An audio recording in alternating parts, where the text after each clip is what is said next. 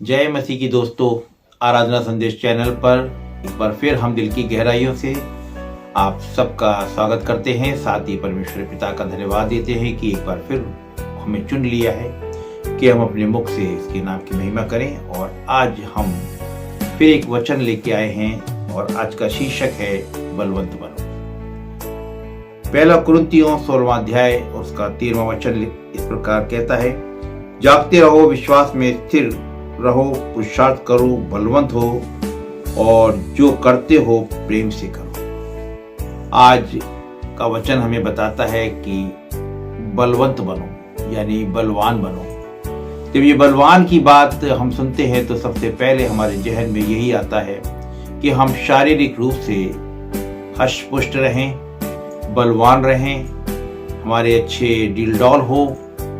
और इन सब के लिए बड़ा जरूरी है कि हम अच्छा भोजन करें, अच्छी वर्जिश करें। लेकिन क्या वचन इतना ही कहता है कि शारीरिक रूप से बलवान बनो?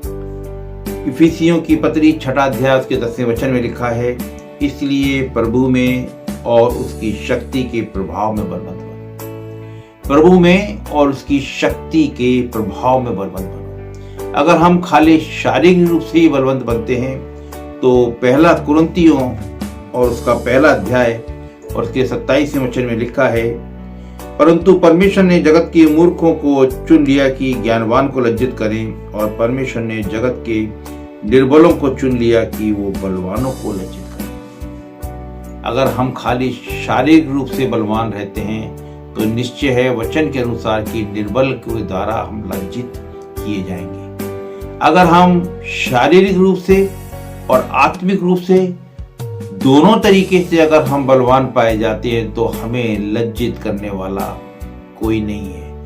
इसीलिए आत्मिक रूप से बलवान होने के लिए हमें आत्मिक हथियारों को धारण करना होगा, और जिसका वर्णन हम इफिसियों के 6वें अध्याय और उसके 13 वचन से आगे देखते हैं, जहां बड़ी खूबसूरती से 7 हथियारों का जिक्र किया गया है। और वो 7 हथियार हैं सत्य, धार्मिकता, मेल मिलाप, विश्वास, उद्धार, आत्मा और प्रार्थना। अगर हमारे जीवन में ये 7 हथियार पाए जाते हैं तो हम आत्मिक रूप से भी बलवान बन जाते हैं। शारीरिक रूप से बलवान बनने के लिए हमारे पास बहुत सी औषधियां हैं जिन्हें हम खा सकते हैं। अच्छा बैलेंस डाइट हम ले सकते हैं, उसके साथ हम वर्जिश कर सकते हैं। लेकिन आत्मिक रूप से बलवान बनने के लिए हमें इन 7 हथियारों की आवश्यकता होती है। 13वां वचन इफिसियों की पत्री 6वां अध्याय और उससे आगे जैसे जैसे हम बढ़ेंगे हम इन 7 हथियारों को देखेंगे। इसलिए परमेश्वर के सारे हथियार बांध लो कि तुम बुरे दिन में सामना कर सको और सब कुछ पूरा करके स्थिर रह सको। इसलिए सत्य से अपनी कमर कसकर और धार्मिकता की झिलम पहनकर, सत्य से कमर कस के और धार्मिकता की झिलम पहनकर। हम यशायाह नबी की पुस्तक और उसके 11वें अध्याय के 5वें वचन को देखते हैं, जहां प्रभु यीशु मसीह के विषय में बहुत सी भविष्यवाणियां लिखी हैं। लिखा है, उसकी कटी का फेटा धर्म और उसकी कमर का फेटा सच्चाई होगी। ये प्रभु यीशु मसीह के लिए ये बात लिखी है। इसीलिए हम भी जो प्रभु यीशु मसीह के पीछे चलते हैं, उसका अनुसरण करते हैं, तो हमारे जीवन में भी सत्य और धार्मिकता एक महत्वपूर्ण स्थान रखते हैं। 15वां वचन, और पांव में मेल मिलाप के सुसमाचार की तैयारी के जूते पहनकर। मेरे और आपके कदम जहां भी जाएं, जहां भी पड़ें, वहां सुसमाचार हो। रोमियो की पत्री 10वां अध्याय 15वां वचन लिखा है, उनके पांव क्या ही सुहावने हैं जो अच्छी बातों का सुसमाचार सुनाते हैं। बहुत जरूरी है मेरे और आपके जीवन के अंदर मेल मिलाप रूपी जूते हो। जहां भी हम जाएं, अगर हम जानते हैं कहीं मनमुटाव दूरियां हैं तो हमारा वहां जाना परिवार के लिए, उन लोगों के लिए एक मेल मिलाप का कारण बन जाए। और इन सब के साथ विश्वास की ढाल लेकर स्थिर रहो, जिससे तुम उस दुष्ट के सब जलते हुए तीरों को बुझा सको। विश्वास, जो कि हम मसीह लोगों के जीवन का आधार जो है वो विश्वास है। हम विश्वास के ऊपर टिके हैं। हमारी धार्मिकता का आधार विश्वास है। प्रभु यीशु मसीह पे पूरी रीति से हमें विश्वास करना होगा। वचन बताता है कि विश्वास से मांगो तो प्रतीति कर लो, तुम्हारे लिए हो गया तो हो जाएगा। आगे हम देखते हैं, और उद्धार का टोप और आत्मा की तलवार जो परमेश्वर का वचन है, उद्धार का टोप और आत्मा की तलवार जो कि वचन है। और यशायाह नबी हर बात की पुष्टि कर देता है। 59 चैप्टर 17 वर्स 59 अध्याय और 17 वचन ऐसा लिखता है, उसके धर्म को झिलम के समान, उसने धर्म को झिलम के समान पहन लिया और उसके सिर पर उद्धार का टोप रखा गया। उसने बदला लेने का वस्त्र धारण किया। ये प्रभु यीशु मसीह के विषय में लिखा है कि उसने धर्म को पहन लिया और सिर पर उद्धार का टोप रखा।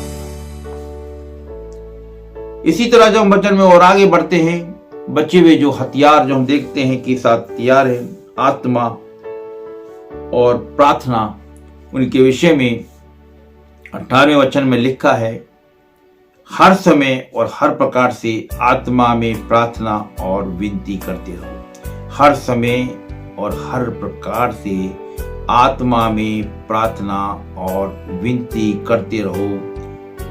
बहुत जरूरी है, मेरे और आपके जीवन का एक महत्वपूर्ण हिस्सा है प्रार्थना। प्रभु यीशु मसीह का जीवन प्रार्थना से भरा जीवन।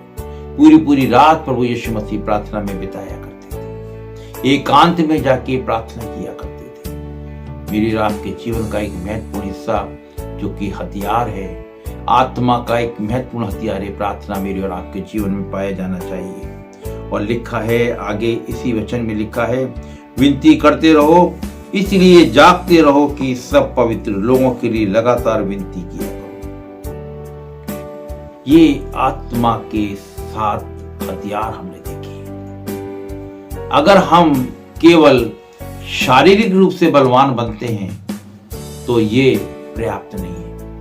अगर मुझे और आपको बलवान बनना है तो शारीरिक रूप से तो बलवान बनना ही है, क्योंकि आत्मिक रूप से बलवान होने के लिए शारीरिक रूप से भी बलवान होना अति आवश्यक है। शारीरिक रूप से बलवान होने के लिए हमें सुबह जल्दी उठना होगा, अच्छा भोजन करना होगा, अच्छी कसरत करनी होगी, अपना दिनचर्या नियंत्रित करना होगा, बहुत सी बुराइयों से, बुरी बातों से दूर रहना होगा। और उसके साथ साथ आत्मिक रूप से बलवान बनने के लिए हमें आत्मा के इन हथियारों को अपने जीवन में उतारना होगा, उन्हें धारण करना होगा। हम फिर दोहराते हैं इन 7 हथियारों को जो बड़ी जरूरी है हमारे जीवन के लिए: सत्य, धार्मिकता, मेल मिलाप, विश्वास, उद्धार, आत्मा और प्रार्थना। प्रार्थना हमारे जीवन का एक महत्वपूर्ण हिस्सा। इससे हम पूरी रीति से बलवान बनेंगे, शारीरिक और आत्मिक रूप से पूरी तरीके से बलवान बनेंगे। और हमारा खुदा हमसे यही चाहता है कि हम शरीर के साथ साथ आत्मा में भी मजबूत बने रहें। प्रभु करे आज का वचन हम सबके लिए बड़ी ही आशीष का कारण हो। जय मसीह।